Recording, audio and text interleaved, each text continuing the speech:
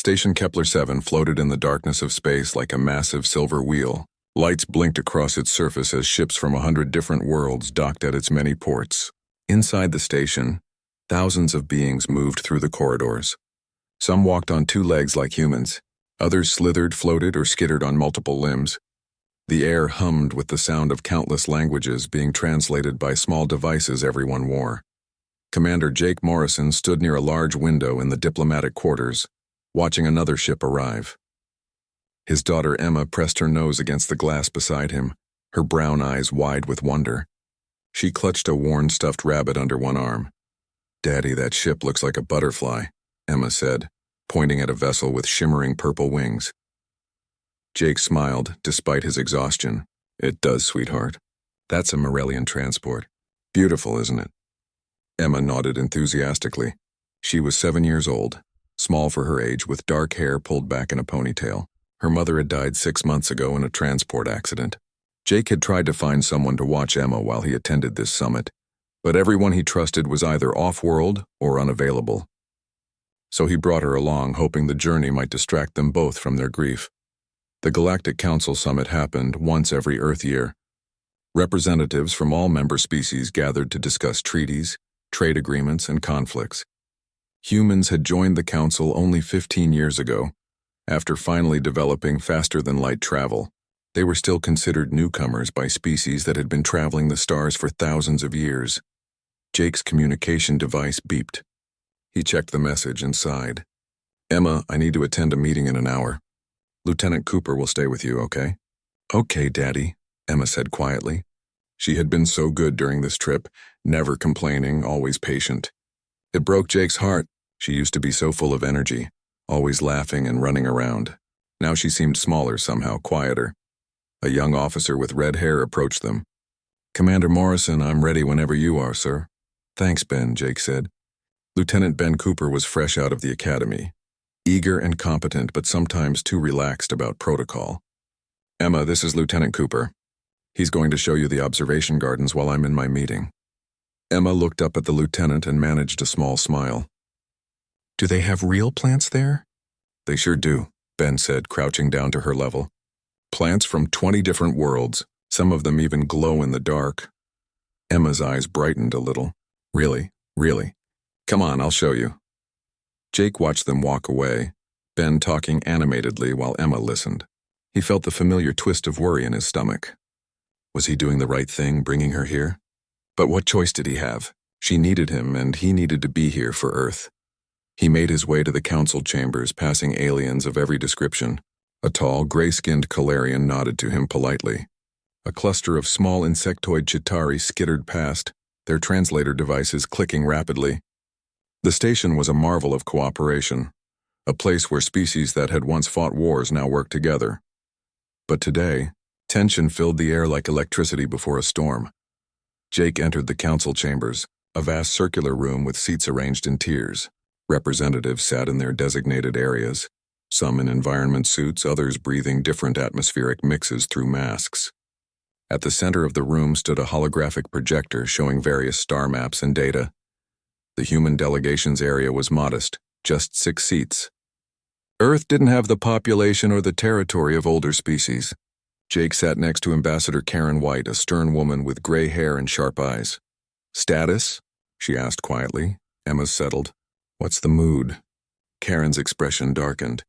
"Nervous. The Draconeth confirmed they're sending a representative." Jake felt his blood chill. Everyone in the galaxy knew about the Draconeth. They were massive creatures, dragons from old Earth legends brought to life on an alien world. They breathed plasma hot enough to melt starship hulls. They possessed psychic powers that could crush minds. They had destroyed entire battle fleets when provoked. For centuries, the Draconeth had kept to themselves on their volcanic homeworld of Paraxis Prime. They had no interest in trade or treaties. But galactic law required every sentient species to send a representative to the council. Usually the Draconeth ignored the summons. This year, for reasons unknown, they had agreed to attend. "Which one is coming?" Jake asked, though he feared the answer. "Zarkoth the Ancient." Jake's hands gripped the armrests of his chair. Zarkoth was legendary, the oldest and most powerful of the Draconeth. He had lived for over 3,000 years. Entire civilizations had risen and fallen during his lifetime. Stories said he had once burned a moon to ash because miners had disturbed his meditation. Around the chamber, other delegates whispered nervously. The insectoid Chitauri huddled together, their antennae twitching. The aquatic Delstari stayed completely submerged in their water tanks, only their large eyes visible. Even the proud Hexian warriors, each with 6 arms and battle scars, looked uncomfortable. A deep, resonating tone filled the chamber. All conversation stopped. On the central hologram, a message appeared in every known language. Zarkoth the Ancient approaches. Clear the landing zone. Maintain minimum safe distance of 100 meters. 100 meters, Ambassador White muttered. That's how far away we need to stay to survive if he gets angry. The chamber's ceiling opened, revealing the starry void above. Through the atmospheric shield, something massive moved. Jake watched as the dragon descended and his breath caught in his throat. Zarkoth was enormous, over 40 meters from snout to tail. His scales were deep crimson like molten metal cooling in darkness. Massive wings, each as large as a shuttlecraft, folded against his sides. Obsidian horns curved back from his head and his eyes glowed like burning stars. Heat rippled around him in visible waves. The dragon landed on the designated platform with surprising grace. The entire station trembled from the impact. His tail curled around him, and he settled onto his haunches waiting. Smoke drifted from his nostrils. Several delegates fled the chamber immediately. Others activated personal shield generators. The Hexian security forces raised their weapons, though everyone knew those weapons would be useless against a Draconeth. Zarkoth's head turned slowly, surveying the gathered species. When his gaze passed over the human section, Jake felt heat wash over him and a presence touched the edge of his mind. It was like standing before an ancient mountain, something vast and timeless and completely indifferent to human existence. The dragon spoke, his voice a deep rumble that resonated in everyone's chest. The universal translators struggled to convert his language, the ancient tongue of his species. I am here as treaty demands. Speak your business. The council chairman, a diplomatic Kalarian named Sevroth, approached cautiously. His translator device glowed as he spoke. Great Zarkoth, we are honored by your presence. We have matters of territorial dispute to discuss and questions of mining rights in the Corellian sector. These matters do not concern my kind, Zarkoth rumbled, but I will hear them as law requires. The meeting began, though Jake found it hard to concentrate. The dragon's mere presence dominated everything. Zarkoth said little, only occasionally commenting in his deep, resonating voice. His eyes never closed, and he moved only to shift his weight slightly. Jake's mind kept drifting to Emma. Was she safe? Was Ben keeping close watch on her? The gardens were on the other side of the station, far from here. She would be fine. She had to be fine. After an hour, the council took a recess. Delegates hurried from the chamber, grateful for the chance to escape Zarkoth's presence. The dragon remained on his platform unmoving. Some species had stationed observers to watch him at all times, ensuring he didn't suddenly rampage through the station. Jake checked his communication device. No messages from Ben, that was good. No news was good news. He got some water from a dispenser and stood with Ambassador White, discussing Earth's position on the mining rights dispute. On the landing platform visible through the chamber's open ceiling, Zarkoth sat alone. The great dragon's eyes stared out at the stars, and for just a moment, Jake thought he saw something in that ancient gaze. Not anger or threat, but something else. Something almost like sadness. Meanwhile, in the observation gardens, Emma walked slowly along a path lined with strange plants. Some had leaves that shifted through rainbow colors. Others released gentle musical sounds when touched. Bioluminescent flowers cast soft blue light across the pathways. Lieutenant Cooper walked beside her, pointing out different specimens. That one's from Morella 5. It only blooms once every 10 years, and that tall one with the purple trunk, it can grow up to 50 meters high on its homeworld. Emma listened but didn't say much. She liked the plants, but her mind felt restless.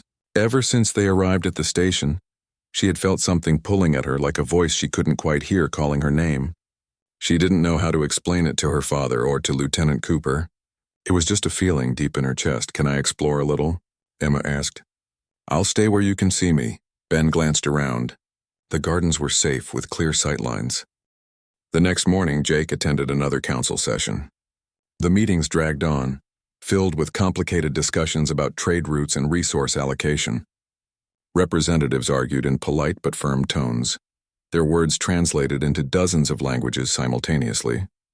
Zarkoth remained on his platform, occasionally offering a comment in his deep, rumbling voice.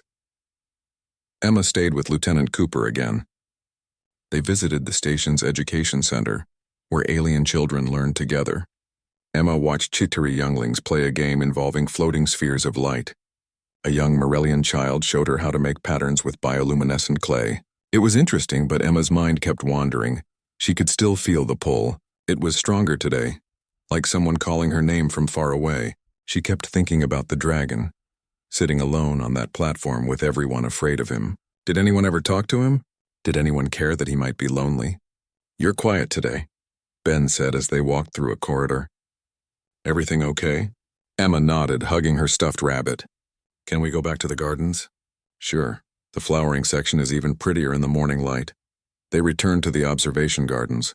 Families and individuals wandered the paths, taking pictures of unusual plants.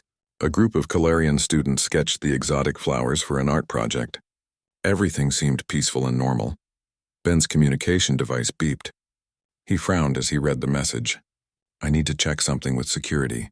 It'll just take a minute. Emma, stay right here by this fountain, okay? Don't move. I'll be right back." "Okay," Emma said. She watched Ben jog toward a security station at the garden entrance. He talked with a Hexian guard, both of them looking at a data pad. Emma sat on the fountain's edge, trailing her fingers in the water. Small fish-like creatures swam in lazy circles. They had too many eyes and glowed faintly purple, but they seemed friendly. The pull in her chest grew stronger. Emma looked around. The path that led to the balcony where she'd seen the dragon was just a few steps away. Lieutenant Cooper had told her not to move, but the feeling was so strong now, like a rope pulling tighter and tighter. Emma made a decision. She would just take a quick look, then come right back before Ben noticed. She hurried down the path, her small shoes making soft sounds on the synthetic stone, past the tall plants with musical leaves, past the rainbow flowers until she reached the balcony. The dragon was there exactly as before. But today there were fewer security personnel around the platform. The morning shift had just changed and the new guards were still getting into position. Warning signs blinked their red lights, but no one stood directly in Emma's path. Zarkoth's eyes were closed. His massive chest rose and fell slowly with each breath. Smoke drifted lazily from his nostrils. He looked so alone, sitting there with empty space all around him. Emma didn't think. Thinking would have made her stop, made her scared. Instead, she climbed over the low balcony railing and dropped to the maintenance walkway below. It was only a short drop, maybe a meter. She landed softly and looked around. No alarm sounded. No one shouted. The security guards were talking among themselves, not paying attention to this section. Emma walked along the maintenance walkway, following the path that led closer to the dragon's platform. Her heart beat fast, but not from fear. It was anticipation, like the feeling before opening a birthday present. She didn't understand why she wasn't afraid. She should be terrified, but all she felt was certainty that she needed to reach him, needed to tell him he wasn't alone. The walkway ended at a ladder. Emma climbed it carefully, her stuffed rabbit tucked under one arm. At the top, she emerged onto the edge of the landing platform. The dragon was perhaps 20 meters away now. This close, she could feel the heat radiating from his body. His scales glinted like rubies in sunlight. Emma stepped onto the platform. The surface felt warm under her feet. She walked forward slowly, not trying to hide. She hummed a little tune her mother used to sing, a soft melody about starlight and dreams. Zarkoth's eyes opened. They were like twin suns, golden and burning. They fixed on Emma with an intensity that should have reduced her to ash from sheer terror. The dragon's head lifted, his massive neck uncoiling. Up close, he was even more enormous than she'd realized.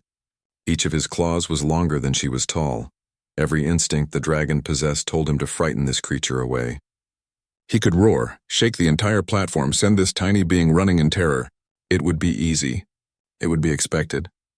He had done it countless times before, but something stopped him. The small creature showed no fear. She walked forward with steady steps, humming a melody that somehow bypassed his ears and resonated directly in his ancient mind. When had anyone last approached him without trembling, When had anyone looked at him with something other than terror or greed? Emma stopped at the edge of what she felt was polite distance. She tilted her head back to look up at his face, which towered above her like a building. "Hello," she said simply. Her voice was small but clear. "I'm Emma." Zarkoth stared down at her. 3,000 years of existence had not prepared him for this moment. A human child, barely more than a hatchling, standing before him as if they were meeting at a garden party. The universal translator on her collar hummed, converting her words into his language. "You should not be here, small one," his voice rumbled. The platform vibrated with each word. "I am dangerous, I know," Emma said. "Everyone's scared of you. But you look lonely." The words struck him like a physical blow. Lonely. Such a simple word, such an impossible concept for one of his kind to acknowledge. The Draconeth did not feel loneliness. They were solitary hunters, ancient beings who needed no companionship. That was what he had told himself for centuries. But this child, this impossibly brave or foolish creature, had seen through 3,000 years of isolation in a single glance. "Why do you say this?" Zarkoth asked, lowering his head slightly to see her better. Emma hugged her rabbit. "Because that's how I feel sometimes. After my mommy died.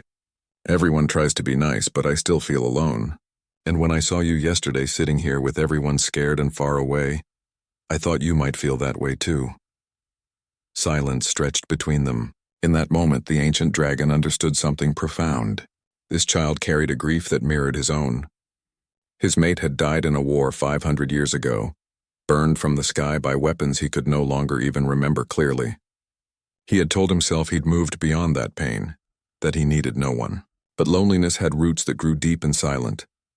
"You are very small to carry such weight," Zarkoth said quietly.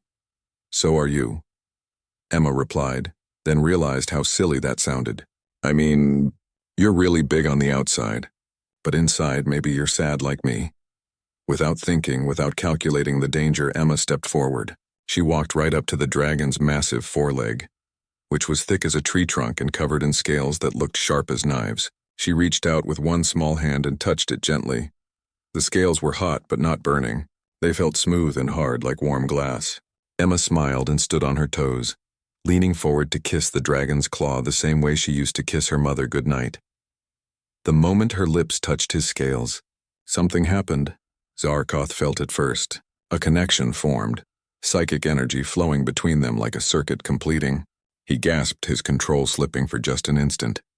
In that instant, his psychic presence exploded outward in a massive wave. The shock wave rippled across the entire station. Every being with even minor telepathic sensitivity collapsed where they stood. Alarms blared throughout Kepler 7. In the council chambers, delegates who could sense psychic energy fell from their seats, clutching their heads. The Chitauri began clicking frantically in panic. The aquatic Delstari dove to the bottom of their tanks. Security stations lit up with red alerts. "Psychic event detected. Source, landing platform 7. Zarkoth is active. All personnel to emergency stations." Hexian warriors grabbed their weapons and sprinted toward the platform. Combat mechs activated, their heavy footsteps shaking the corridors. The station's shields powered up to maximum. Ships in dock prepared to evacuate. In the council chamber, Jake's blood turned to ice. Landing platform 7, that was near the gardens, near where Emma was supposed to be with Ben. He ran from the chamber, not bothering to ask permission or wait for Ambassador White. He sprinted through corridors, pushing past panicking aliens, his heart hammering in his chest. Please let her be safe. Please let her be far away from whatever just happened. His communication device crackled. "Commander Morrison, this is Cooper. I lost track of Emma. I'm searching the gardens, but Jake didn't hear the rest." Terror gave him speed he didn't know he possessed. He burst out onto the observation balcony that overlooked the landing platform, security guards trying to stop him. He pushed through them, looking down at the platform below. What he saw made his world stop. Emma sat cross-legged on the platform, right next to Zarkoth's massive head. Her small hand rested on the dragon's snout. And Zarkoth, the ancient terror of the galaxy, the destroyer of fleets, lay perfectly still with his eyes closed. A sound came from his chest, a deep rumbling that could only be described as a purr. "No," Jake whispered. Then louder, "Emma!" The news spread through the galaxy faster than light itself. Within hours, every major news network broadcast the impossible image. a 7-year-old human child sitting peacefully beside Zarkoth the Ancient, the dragon's massive head resting near her while she played with her stuffed rabbit. On station Kepler 7, chaos slowly transformed into confusion, then into cautious wonder. Jake stood on the landing platform now, having been granted permission to approach after Zarkoth insisted. His legs felt weak as he walked toward his daughter. "Daddy!" Emma jumped up and ran to him. Jake scooped her into his arms, holding her tight enough that she squeaked. "Emma, you scared me so badly," he whispered into her hair. "You can't just wander off like that. Especially not to approach a friend," Emma finished, pulling back to look at his face. Jake looked past her to Zarkoth, who watched them with those burning golden eyes. The dragon had moved slightly, positioning himself in a way that seemed almost protective. Heat waves shimmered around his massive body. "Commander Morrison," Zarkoth's voice rumbled, "I understand your fear. But know this. Your daughter is safer with me than anywhere else in this galaxy. I would destroy entire worlds before allowing harm to come to her." The casual way the dragon spoke of planetary destruction should have terrified Jake. Instead, oddly, it comforted him. He could hear the truth in those words. Whatever had happened between Emma and this ancient creature, it was real and profound. "I don't understand," Jake said honestly. "How did this happen?" "Neither do I fully," Zarkoth admitted. The dragon's head lowered until his eyes were level with Jake's. Up close, Jake could see thousands of years of existence reflected in those golden depths. "Soul bonds are rare even among my kind. They require perfect resonance of spirit. Your daughter's grief, her loneliness, her pure compassion. It spoke to something in me I thought long dead." Emma wiggled out of her father's arms and walked back to Zarkoth. She patted his snout affectionately. "He lost someone too, Daddy, a long time ago." The dragon's eyes closed briefly. When he spoke again, his voice was softer. "My mate fell in battle 500 years past. I convinced myself I had moved beyond that pain. I was wrong. This small one saw what I had hidden even from myself." Station Commander Velthar approached with a contingent of guards, though they kept their weapons lowered. All 6 of his arms gestured in what Jake had learned was a sign of diplomatic courtesy. "This situation is unprecedented," Velthar said, his translator device converting his clicking speech into human English. "The Galactic Council must convene immediately to discuss the implications." "There is nothing to discuss," Zarkoth said, a hint of warning in his tone. "Emma is under my protection. Anyone who threatens her threatens all Draconeth. This is not negotiable." The platform fell silent. Everyone understood the weight of that statement. The Draconeth had never aligned with any species. They had remained neutral, terrible in their isolation. If they now stood with humanity because of one child, the entire political landscape of the galaxy had just been redrawn. "No one is threatening anyone," Ambassador Karen White said, arriving with the human delegation. She looked shaken but maintained her diplomatic composure. "But we must understand what this means. For Earth, for the Council, for everyone." Over the next several hours, meetings were held in emergency session. Jake refused to leave Emma's side and Emma refused to leave Zarkoth. The solution was awkward but necessary. They held the meetings on the landing platform itself, with representatives sitting in a semicircle at a respectful distance from the dragon. Emma sat between Zarkoth's front claws, doodling pictures in a datapad someone had given her. The dragon's presence seemed to calm her in a way Jake hadn't seen since her mother's death. She hummed softly, occasionally talking to Zarkoth in a low voice. The dragon would respond in rumbling tones that made the platform vibrate. "The legal implications are complex," said a Calarian legal expert named Moreth. His gray skin seemed paler than usual. "Soul bonds among Draconeth are recognized under galactic law as binding contracts. They supersede treaties and territorial agreements. So what does that mean in practical terms?" Jake asked. Moreth consulted his datapad. "It means Zarkoth's oath of protection extends not just to Emma, but potentially to all humanity. Any species that attacks Earth or threatens human interests would be declaring war on the Draconeth." Shocked murmurs rippled through the assembled delegates. A small insectoid Chitauri representative clicked frantically. Her translator rendered her words. "This gives humans an enormous advantage. You must do nothing," Zarkoth interrupted, his voice sharp. "I did not choose this bond for political gain. I chose it because this child showed me compassion when I expected only fear. If other species feel threatened by that, perhaps they should examine why they never thought to offer kindness themselves. The rebuke silenced everyone. Emma looked up from her drawing and patted Zarkoth's claw. You don't have to be mean to them. They're just scared. The ancient dragon's expression softened. You are right, small one. Forgive me. He addressed the assembly again. My bond with Emma does not mean the Draconeth will serve human interests blindly. We will not fight your wars or conquer your enemies, but we will protect this child and her people from those who would do harm. What about trade? Asked a Morellian merchant. Does this bond create exclusive trade agreements? I care nothing for commerce, Zarkoth said dismissively. Negotiate your trade deals as you always have. Ambassador White leaned close to Jake. This is going to change everything, she whispered. Earth's position in the council just became exponentially stronger. Jake watched Emma showing her drawing to Zarkoth. It showed a little girl and a big dragon under a starry sky. The dragon was smiling. She just wanted a friend, he said quietly. Meanwhile, across the galaxy, other forces watched the news with very different reactions. In a luxury station hidden in an uncharted system, a group of beings gathered around a holographic display showing Emma and Zarkoth. This ruins everything, said a voice distorted by electronic filtering. The speaker wore expensive robes that hid their species. 20 years of planning destroyed by a child's impulse. The operation can still proceed, another voice argued. This one belonged to a tall, thin alien with silver skin and too many joints in their limbs. We simply adjust the target. No, said a third voice, cold and calculating. If we kill Zarkoth now, the Draconeth will rampage. That was always the plan. But if we kill the child instead, Zarkoth loses his anchor. He'll be even more destructive in his grief. And the chaos will let us seize control of 3 sectors while the council scrambles to respond. The first voice finished. Yes, adjust the mission parameters. The target is now the human child. The Sindarin Collective had operated in secret for decades, manipulating conflicts and profiting from fear. They sold weapons to both sides of wars they secretly started. They controlled shipping routes through intimidation and assassination.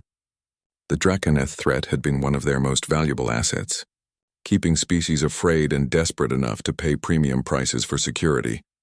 But a tame Draconeth, one that bonded with humans, would eliminate that fear, unless the bond could be broken violently enough to create even greater chaos. Back on station Kepler-7, Jake's communication device buzzed with an encrypted message. He moved away from the assembly to read it.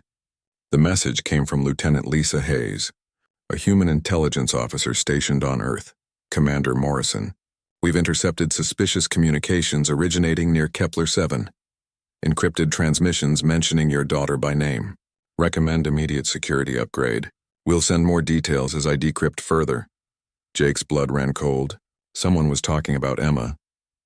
He looked at his daughter, still peacefully drawing pictures with a dragon's protection surrounding her. She had no idea she might be in danger. He approached Ambassador White and showed her the message. Her face hardened. I'll coordinate with station security immediately. We should move Emma to a secure location. No, Zarkoth said, his hearing apparently sharp enough to catch their whispered conversation. Emma stays where I can protect her. There is no location in this station more secure than beside me.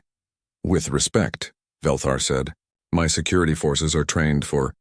Your security forces are insects to those who would truly wish her harm, Zarkoth interrupted. I have lived 3,000 years. I have fought wars your species cannot imagine. If someone comes for Emma, they will find me waiting. Emma looked up, confused. Is something wrong? Jake knelt beside her, forcing a smile. Nothing for you to worry about, sweetheart. We're just making sure you're safe. I am safe, Emma said simply. Zarkoth promised. The dragon's eyes glowed brighter. A promise I will keep with my last breath. As night cycle fell on the station, emergency accommodations were set up on the landing platform. Jake refused to leave Emma, and Emma refused to leave Zarkoth. The station provided environmental tents and supplies. Hexian guards established a perimeter. Human security forces from the Endeavor took up positions. Emma fell asleep in her father's lap, exhausted from the day's extraordinary events. Jake held her close, watching Zarkoth's massive form in the darkness. The dragon's scales glowed faintly with inner heat. 3 days after Emma formed her bond with Zarkoth, The galaxy still buzzed with the news. Some species celebrated this unprecedented connection as a new era of cooperation. Others worried about the shift in power. And a select few watched with growing desperation as their carefully constructed plans crumbled. Jake sat in a temporary command center on the landing platform, reviewing reports. Emma played nearby with building blocks a Chitauri child had given her. She constructed a tower while Zarkoth watched with patient amusement, occasionally using the tip of his claw to steady a wobbling piece. "Daddy, look how tall," Emma called. Jake smiled despite his exhaustion. "That's amazing, sweetheart. Almost as tall as a dragon's foot." Lieutenant Lisa Hayes materialized on his holographic display, her image flickering slightly. The intelligence officer looked tired, her blonde hair pulled back messily. "Commander, I've finished decrypting those transmissions I mentioned," Lisa said. "You need to hear this immediately." Jake moved to a private section of the command center. "What did you find?" Lisa's expression was grim. "The transmissions originated from a network we've been tracking for years. The Sindarin Collective. They're a shadow organization that manipulates galactic conflicts for profit." "I've heard rumors about them," Jake said. "Never any proof. We have proof now." The intercepted messages specifically mention Emma and Zarkoth, but that's not the worst part. Lisa pulled up more data. "I cross-referenced the transmission patterns with historical data. Commander, the Collective has been manipulating the Draconith situation for decades." "What do you mean?" "They wanted Zarkoth dead," Lisa explained. "The plan was to assassinate him at this summit using a prototype quantum disruptor. His death would have enraged the Draconith, possibly started a war. The Collective would sell weapons and security services to terrified species while grabbing territory during the chaos." Jake felt sick. "But Emma's bond with Zarkoth stopped that plan." "Exactly. Which is why they've now targeted her. If they kill Emma, they break the bond. Zarkoth's grief would be even more destructive than his death would have caused." Lisa paused. "We've identified the assassins they hired. The Void Reapers." The name made Jake's blood run cold. The Void Reapers were legendary mercenaries, professionals who had never failed a contract. They specialized in infiltrating secure locations and eliminating high-value targets. "When?" Jake asked. "We don't know. But they're already on the station. We detected trace signatures of their stealth technology near the docking bays yesterday." Jake looked back at Emma, who was now showing Zarkoth a drawing she'd made.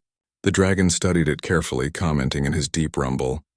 "They look so peaceful, so safe, but danger was already creeping closer." "I need to tell Velthar," Jake said. "Already done," Lisa replied. "I sent him the full intelligence package. He's mobilizing security now." "But Commander, the Void Reapers have infiltrated stations more secure than Kepler-7. They have inside help, access codes, everything they need. Then we evacuate Emma, get her off the station. That might be exactly what they want. Force her into the open during transport. The safest place for her is probably right where she is." Jake wanted to argue, to insist there had to be a better way. But he knew Lisa was right. Besides Zarkoth, surrounded by guards and with the dragon's psychic senses alert, Emma had the best protection possible. Station Commander Velthar arrived minutes later with a full security detail. His 6 arms moved in agitated patterns as he spoke. "We are scanning every section of the station. But the Void Reapers use technology even we struggle to detect." "How many of them?" Jake asked. "Intelligence suggests a team of 5, Velthar said, led by an operative known only as Kane. He's cybernetically enhanced, former special forces from a dozen different militaries. Very dangerous." Zarkoth's head swung toward them. His eyes blazed brighter. "Someone threatens Emma." "We believe so," Jake said, walking over to him. "Mercenaries hired by criminals. They're somewhere on this station." The dragon's lips pulled back from teeth as long as swords. A deep growl rumbled from his chest, making the entire platform vibrate. "Let them come. I will show them what it means to threaten a Draconith's sole companion. Zarkoth, we need them alive for questioning." Velthar said carefully, "If we can capture them, we can trace back to who hired them." "I will try to restrain myself," Zarkoth said, though his tone suggested that restraint would be difficult. Emma tugged on her father's sleeve. "Daddy, why is everyone upset?" Jake knelt beside her. "Some bad people might try to hurt you, sweetheart. But we won't let them. Zarkoth and I will keep you safe." Emma looked thoughtful. "Are the bad people scared too?" Maybe if we talk to them. Emma, no, Jake said firmly. These aren't people who can be reasoned with. They're very dangerous. Your father is correct, Zarkoth said gently. Some beings choose darkness, small one. Your compassion is beautiful, but it cannot reach those who have closed their hearts completely. For the next 2 days, the station operated under heightened security. Every person and item was scanned multiple times. Security forces patrolled in heavily armed teams. The Galactic Council postponed all meetings. Several delegates chose to leave the station entirely, not wanting to be present when assassins struck. Emma noticed the tension but didn't fully understand it. She stayed close to Zarkoth and her father, playing games and asking the dragon endless questions about his life. Zarkoth answered patiently, telling her stories of distant stars and ancient battles. Jake watched them together and saw his daughter's spirit healing in real time. The bond was helping her process her grief in ways nothing else had. On the 3rd day after the threat was discovered, cultural exchange ceremonies were scheduled. Despite the danger, Ambassador White insisted they proceed. If we cancel, we show fear. The council needs to see that humans don't bow to terrorists. Jake didn't like it, but he understood the politics. Several species had prepared presentations showcasing their art and culture. It would be a significant diplomatic incident to cancel now. The ceremony took place in a large amphitheater near the landing platform. Security was everywhere, both visible and hidden. Scanners covered every entrance. Snipers watched from elevated positions. Zarkoth positioned himself at the edge of the amphitheater where he could watch over Emma, who sat with her father in the human delegation section. Representatives from a dozen species presented their cultural treasures. A Morellian dance troupe performed with bioluminescent ribbons. Kalarian musicians played instruments that created holographic images. Chitari artisans demonstrated their intricate sand paintings. Emma watched it all with wide eyes, temporarily distracted from the danger surrounding her. Jake tried to relax but couldn't. His hand never strayed far from his sidearm. Then, in the middle of a Hexian martial arts demonstration, the lights went out. Emergency lighting kicked in immediately, bathing the amphitheater in red. Alarms blared. Jake grabbed Emma and pulled her close. Around them, delegates shouted in confusion. Security forces moved to defensive positions. Breach in Habitat Ring Section 7. A voice called over the communication channels. Multiple hostiles. Combat drones deployed. It's them, Jake said. He looked up at Zarkoth, whose eyes blazed like stars in the dim light. They're here. The dragon's roar shook the entire amphitheater. People covered their ears, crying out in pain from the sheer volume. Zarkoth's wings unfurled, massive and terrible. Emma stays with me. No one else approaches. Explosions echoed from somewhere in the station. The sound of weapons fire crackled through the air. Velthar barked orders in his clicking language, coordinating the defense. Hexian warriors formed protective circles around the delegates. Get Emma to the emergency shelter, Ambassador White shouted. No, Jake said. Zarkoth is right. She's safest with him. He ran with Emma toward the landing platform, security forces clearing the way. Behind them, chaos erupted in the amphitheater. Something fast and dark moved through the crowd. Screams followed. They reached the platform. Jake set Emma down behind Zarkoth's front leg. Stay right here. Don't move for any reason. Emma nodded, eyes wide with fear. She clutched her stuffed rabbit tight. The Void Reapers had planned their attack perfectly. While main security forces responded to the breach in Section 7, 3 operatives moved through the station's maintenance tunnels. They wore adaptive camouflage that made them nearly invisible. Their weapons were silent but deadly, but they hadn't planned for Zarkoth. The dragon's psychic senses detected them before any scanner could. He felt their hostile intent like needles in his mind. 3 beings approaching from different angles, all focused on one target. Emma. They come from below, Zarkoth rumbled. 3 of them. In the tunnels, Jake immediately understood. The platform's maintenance access points. They'll breach from underneath.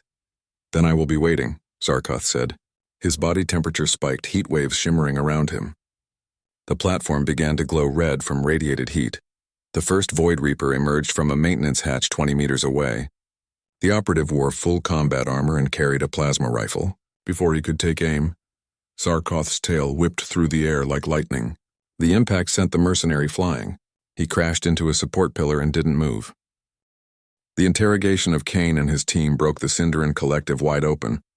Under the promise of protection from both Galactic Council prosecution and Zarkoth's wrath, Kane revealed decades of secrets. Names, bank accounts, hidden bases, and secret communications channels all spilled out in a flood of information. Within a week, Galactic Council security forces arrested over 200 individuals across a dozen species.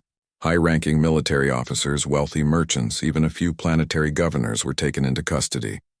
The galaxy reeled from the revelations. Wars that everyone thought were about territory or resources had actually been manufactured for profit. Conflicts between species had been deliberately sparked by agents provocateurs working for the collective. Emma watched the news reports with her father in temporary quarters the station had provided. The room was comfortable, with large windows overlooking the stars. Zarkoth rested on the landing platform outside, close enough to sense Emma but giving them privacy. So many people were hurt because of those bad men, Emma said quietly. Jake nodded. Yes, but because of you we stopped them. You and Zarkoth. I didn't do anything special, Emma said. I just wanted to be his friend. Sometimes that's the most special thing of all, Jake replied, hugging her close. Ambassador White visited that afternoon with surprising news. The Galactic Council wants to offer you a formal ambassadorship, Commander Morrison. You and Emma would represent humanity in all matters involving the Draconeth. Jake frowned. Emma is 7 years old. She can't be a diplomat. She already is one, Ambassador White said gently, whether we wanted it or not. Her bond with Zarkoth has made her the most important human in galactic politics.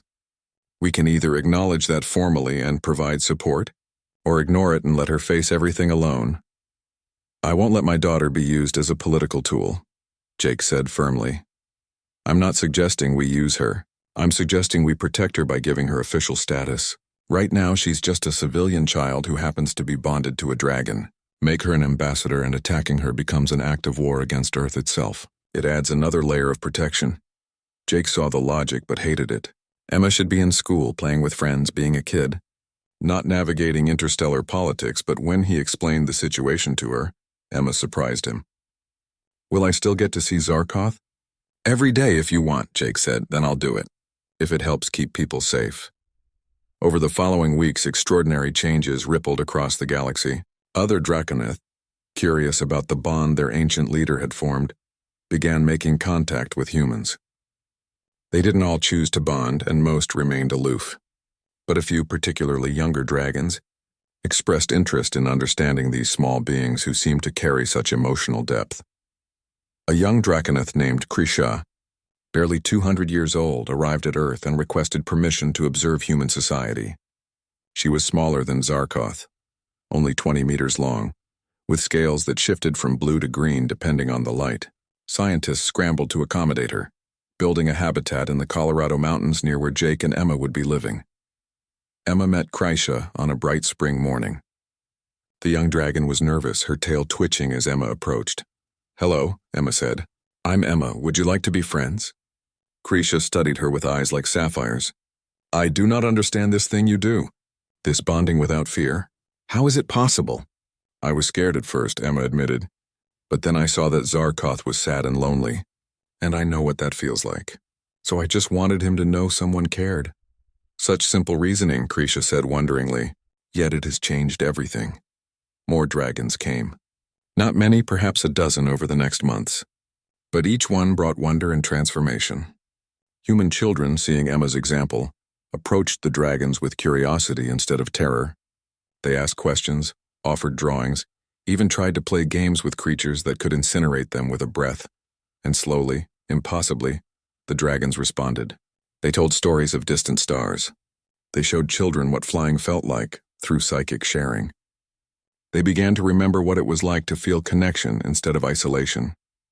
The Galactic Council convened a special session 6 months after Emma's first meeting with Zarkoth. Representatives from every member species gathered, including several Draconeth who had never attended before. Emma sat in the human delegation section, wearing a small formal uniform that had been made for her new role as junior ambassador. She held her stuffed rabbit in her lap. Zarkoth rested in his usual spot, but now several other dragons had joined him. They formed a circle of ancient power, their presence commanding respect from everyone present. The council chairman, Sevroth, addressed the assembly. We gather to formally recognize the unprecedented changes that have transformed our galaxy. The bond between Ambassador Emma Morrison and Zarkoth the Ancient has opened doors we never imagined possible. He gestured to a holographic display showing statistics. Conflicts that have dragged on for years are being resolved. Species that refuse to communicate are now negotiating. The capture of the Sindarin Collective has revealed that much of our recent discord was artificially created. We stand at the threshold of a new era. A Hexian military commander stood, all 6 arms raised in a gesture of respect. My people have fought border wars for decades. We believed our enemies were motivated by greed and hatred. Now we know those conflicts were deliberately sparked by the collective. We propose a treaty of reconciliation. Other species echoed similar sentiments. Alliances that had seemed impossible suddenly became feasible. The fear that had dominated galactic politics, the terror of the Draconeth, had transformed into something new. Not fearlessness, but understanding. Emma was asked to speak. She stood on her chair so others could see her better. Jake stood beside her, ready to help if she needed it. I don't really understand all the politics, Emma said honestly. Her small voice was amplified by the chamber's speakers. But I know what it's like to feel alone and scared. And I know it feels better when someone shows they care. Zarkoth needed a friend and I needed one too. Maybe that's all any of us really need. The chamber fell silent. Then one by one delegates began to stand. Not in applause, but in a gesture of respect that transcended species. Even beings who had no concept of standing rose or elevated themselves in whatever way their anatomy allowed. Zarkoth's voice resonated through the chamber. My kind has lived in isolation for millennia. We convinced ourselves that strength meant needing no one. This small human showed me the flaw in that thinking. True strength is allowing yourself to care, even knowing you might be hurt. Emma has taught me this. Perhaps the galaxy can learn it as well. The formal declaration was signed that day. Earth was granted expanded territory and trading rights. But more importantly, humanity's approach to first contact became a model for other species. Instead of approaching new civilizations with weapons and demands, exploratory teams began leading with compassion and understanding. Not everything changed overnight. There were still conflicts, still disagreements, still beings who chose darkness over light. But the galaxy had shifted fundamentally. The age of fear-based politics was ending. A new age, one Emma had sparked with a simple act of kindness, was beginning. Jake eventually accepted the ambassadorship, though he negotiated terms that protected Emma's childhood as much as possible. They moved to a house in Colorado, near enough to the station where Zarkoth had made his lair. Emma attended a normal school most of the time, though occasionally she had to attend diplomatic functions. Zarkoth adapted to his new life with surprising grace. He built a massive cave system in the mountains, using his fire breath to melt and shape the rock. But he always kept part of his consciousness attuned to Emma, able to sense her emotions across distances. When she was happy, he felt content. When she was sad, he provided comfort. The bond went both ways, and Emma learned to feel his ancient loneliness fading, replaced by something warmer. Other children, seeing Emma's friendship with the dragons, lost their fear of the universe's monsters. A generation of humans grew up knowing that even the most terrifying beings could become friends if approached with an open heart. This attitude, this revolutionary way of seeing the galaxy, spread like wildfire. Alien species noticed. They saw human children offering kindness to creatures that had once been universal symbols of terror. They watched as the Draconeth, who had destroyed entire fleets, played gentle games with human youngsters. And they began to question their own assumptions about what was possible. One evening, Jake sat on his porch watching the sunset. Emma played in the meadow below with 3 other children from her school. Zarkoth lay nearby, his massive form stretched out in the grass. The dragon was supposedly supervising, but he looked half asleep in the warm sunlight. Emma had organized a game of tag, modified so that Zarkoth could play despite his size. She laughed as she ran, her friends chasing her. When one of them got too close, Zarkoth gently batted a ball with his tail, creating an obstacle. The children shrieked with delight. Lieutenant Ben Cooper, who had been reassigned as Emma's permanent security detail after the incident with the Void Reapers, sat on the porch steps.